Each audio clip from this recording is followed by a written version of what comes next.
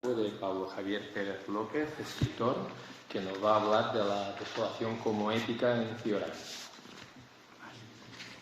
Muchas gracias por la invitación y por la presentación. En realidad, no sé si soy escritor, lo que es cierto es que soy profesor de enseñanza secundaria y lo quiero decir porque me gusta dar visibilidad a nuestro gremio, que hace un trabajo también específicamente en la filosofía.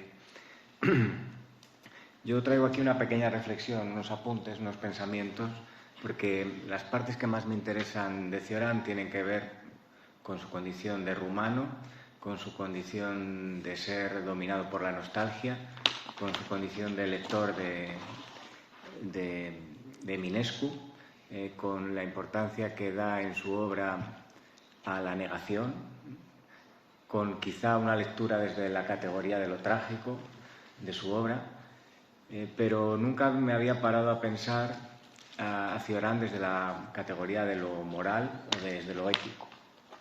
Entonces, si nos hacemos una primera pregunta, que es bastante sencilla, pero no fácil de responder, y es en términos éticos, ¿qué es Émile Cioran?, podemos encontrarnos con algunas perplejidades, como diría Borges, ¿no? Quedamos perplejos de que hay algunas lecturas y algunos trabajos que presentan a Cioran como un autor que es, ya hemos visto, la habitual manera de leerlo, ¿no? La exégesis habitual de un pensador oscuro, pesimista, aunque con un punto de tremendo vitalismo, ¿no? Y eso que parece que en términos morales lo deja siempre en un rincón, en términos de soledad, de ausencia de comunicación con los otros, de un ser huraño, descreído de las relaciones sociales auténticas y genuinas.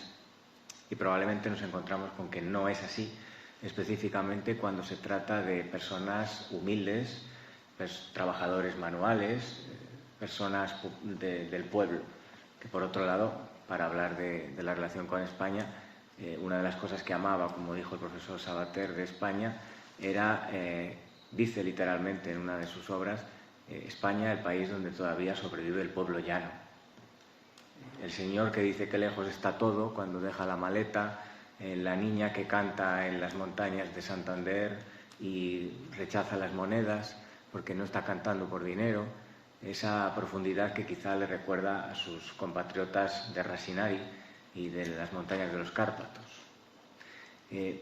A mí me parece que si me imagino a Cioran siendo muy amigable y muy interesado por la vida de otros, me lo represento como en las noches de insomnio de París o de Sibiu, paseando y conversando con las prostitutas, que es un tema del que habla bastante, ¿no? O también con los campesinos, para los que siempre tiene un momento de detenimiento y de interés.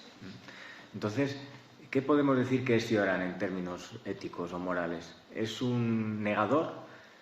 Sí, es un negador, pero es un negador que esconde una necesidad del otro.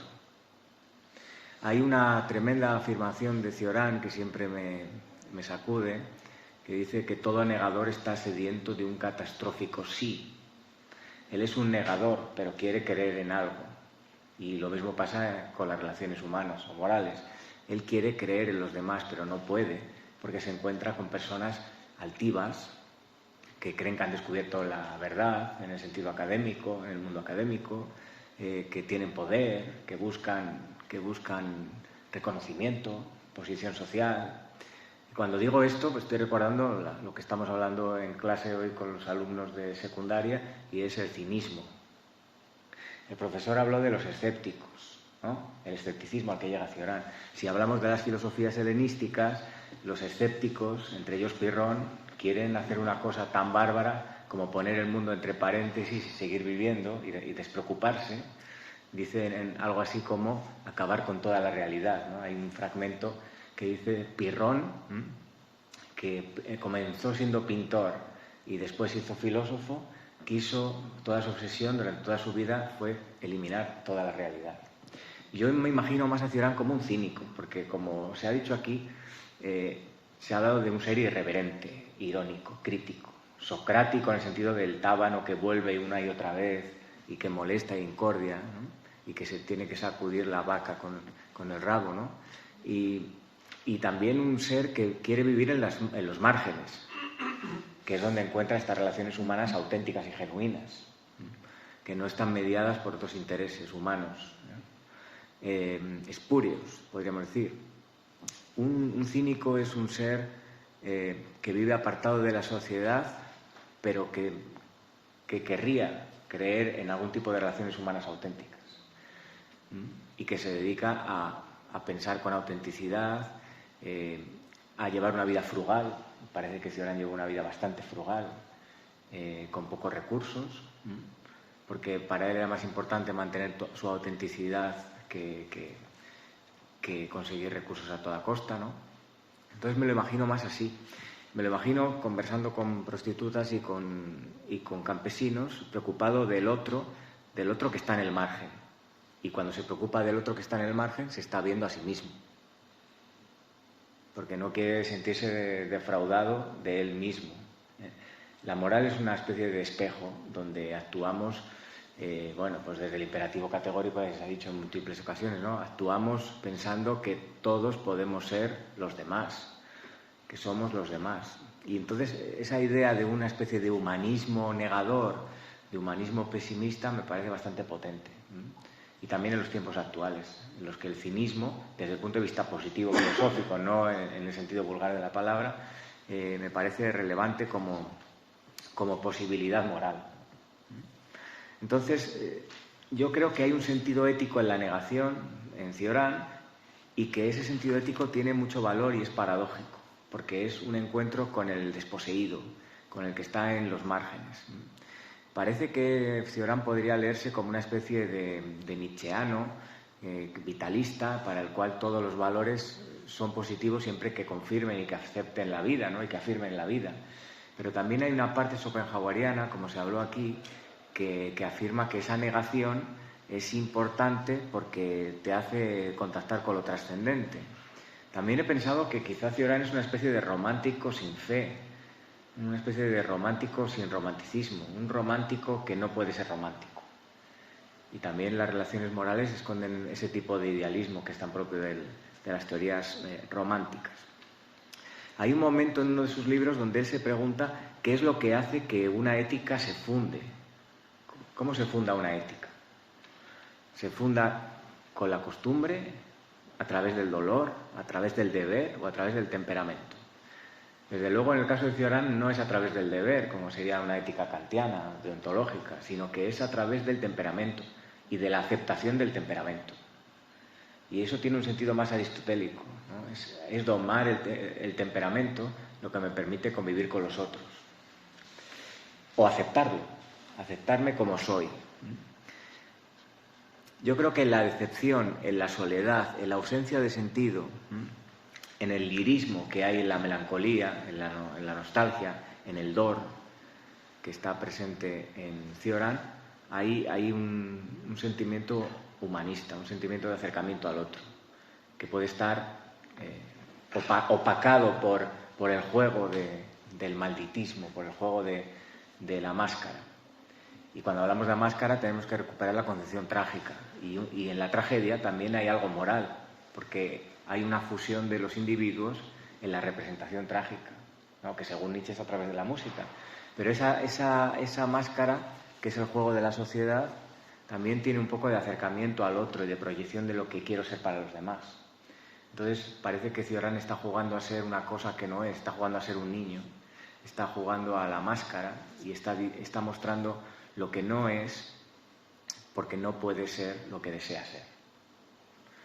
En este sentido, hay una frase bastante potente en la obra de Cioran que reza: todo lo que es realmente moral comienza cuando la moral ha sido eliminada. Es necesario, por tanto, una nueva moral, una moral sin moral, o si queremos decirlo para hacer un guiño al misticismo y al sentimiento mistérico de Cioran, una moral en el vacío. ¿Cómo se construye una moral en el vacío? Y ahora me imagino un trapecista colgado de la nada intentando pensar en los demás, lo cual es una cosa bella y abismal y al mismo tiempo terrible. En su primer libro ya dice: qué lejos estamos unos de otros, qué cerrados están los hombres unos hacia los otros. ¿Cómo romper esa frontera misteriosa entre los habitantes del mundo? De ese mundo que podría ser un mundo desconocido, o ese mundo que imagina Cioran en uno de sus últimos libros cuando dice: me he imaginado un país sin humanos. Recuerdo las palabras del profesor Sabater cuando ha hablado de esa anécdota de Cioran escondido en ese armario de la residencia, diciendo que ha paseado por una ciudad desconocida. ¿No será una ciudad sin humanos? Donde por fin puede estar siendo quien es, mostrarse como es. Recuerdo ahora una frase de Fernando Pessoa. En realidad yo siempre he trabajado a Fernando Pessoa, mi tesis sobre Pessoa, y él dice, hablando de lo trágico de la máscara, Álvaro de Campos, uno de esos heterónimos, dice: cuando quise quitarme la máscara ya estaba pegada al rostro. Quizá en ese juego teatral, trágico del propio Cioran, llega un momento en que la máscara se fusiona a él, y eso quizá tiene que ver con la lectura de su estilo o de la proyección que como autor quiere dar a los demás. Por tanto, ¿hay tristeza en Cioran? Sí. ¿Hay pesimismo? No lo sé. Pero en esa tristeza también hay sentido ético. Si yo estoy triste es porque me gustaría que las cosas fueran distintas y hubiese sentido, y al menos soy capaz de sentir a los demás dentro de mi tristeza y de reconocer la tristeza de los otros y de la decepción que los otros tienen en relación al mundo. En el brevario, creo que de los vencidos, Cioran dice literalmente: haber transformado la desgracia en encanto. Ese es el sentido ético que hay en Cioran. Haber conseguido darle elegancia, estilo a su desencanto, a su desolación, y eso al mismo tiempo parece que puede ser una actitud ética, una especie de elegancia espiritual, como dice él. Él dice que ha aprendido a soportar a los otros, lo cual ya es bastante. Para un cínico, en el sentido positivo de la palabra, repito, soportar a los otros ya es bastante. Pero lo ha hecho porque él ha conseguido soportar su propio temperamento, que era una especie de fuego interior de volcán dormido. Así que, de algún modo, yo creo que hay un sentimiento trágico de la vida en Cioran, y esto es una expresión unamuniana, y yo creo que él no estaría en contra de que se hablase así, tan admirador como era de Unamuno. Hay un sentimiento trágico. La obra de Unamuno, que muchas veces se cita incompleta, es el sentimiento trágico de la vida en los hombres y en los pueblos. Y parece que la periferia de Europa, en la que estamos, queramos o no, tanto nosotros como algunos pueblos eslavos y algunos pueblos eslavo-latinos, parece que en esta periferia de lo europeo hay un sentimiento trágico que es del que parte toda filosofía. Y la filosofía de Cioran parte de intentar dominar ese sentimiento. De ahí el rechazo al academicismo y al exceso de concepto de la filosofía.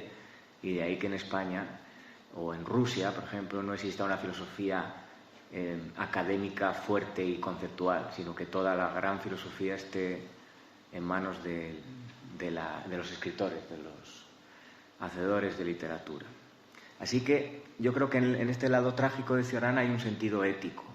El padecimiento, aunque se soporte con ironía, con estoicismo, si queremos, al final parece que estoy haciendo un monográfico de filosofías helenísticas, ese estoicismo acaba siendo porque hay padecimiento, y ese padecimiento es un lugar para encontrarse con el otro. Y a mí se me ocurre que quizá podríamos sustituir la idea habitual de compasión, que hay en muchas éticas, por la de simpatía. Y si decimos que en cualquier moral tiene que haber compasión y hablamos de que no, que lo que tiene que haber es simpatía, entonces ahí sí que parece que podría encajarnos nuestro Cioran, que ha pasado de compadecerse a unirse con los que sufren. Ya no hay compasión, que tiene un sentido moralista fuerte, lo que hay es simpatía, encuentro, hermanamiento. Y cuando Cioran escucha a los tejadores, a los que ponen tejas en las casas de París, y escucha a un andaluz cantando un fandango o a un tango argentino, esa melancolía le hermana porque entiende que hay un sentimiento que les une. Así que en el fondo, él acaba por ser una especie de ser tierno. Es un hombre tierno, en el fondo. Él llega a hablar en el inconveniente de haber nacido del horror enternecido ante la vida. Y quizás sea la ternura el origen de la ética. Un odio tierno. Hay muchas veces que recordamos aquella famosa afirmación de Cioran de odio la vida por amor a ella. Hay un odio tierno de Cioran que también es un odio tierno hacia sus semejantes. Aquí podríamos ser irónicos y críticos y decir que salvo a los habitantes de París que tienen ese exceso de lucidez y de teatralidad social que tanto detestaban. Así que en el fondo sí que hay una dicha, como dijo el profesor Sabater en toda la obra de Cioran, hay una dicha de permanecer auténtico, genuino, de haber conseguido controlar y vivir en un temperamento muy complicado, y quizás sea la dicha del cínico. La dicha del cínico. Cuando hablamos y quiero concluir, no quiero extenderme más, cuando hablamos de un moralista siempre pensamos en algo negativo, en esa palabra, ¿no? Parece que los cínicos se llamaban así o bien porque actuaban como perros o porque tenían como uno de sus grandes imágenes simbólicas a Cerbero, al perro que guarda el Averno, ¿no? Que tenía 3 cabezas, por cierto. Y en ese sentido, Cioran podría ser un antimoralista, porque es como ese perro que vigila a los demás. El moralista es el que vigila lo que hacen los demás. Cioran vigila a los demás sin que lo sepamos, porque su lectura nos hace pensar qué moralidad tenemos y qué son los otros para nosotros. Muchas gracias.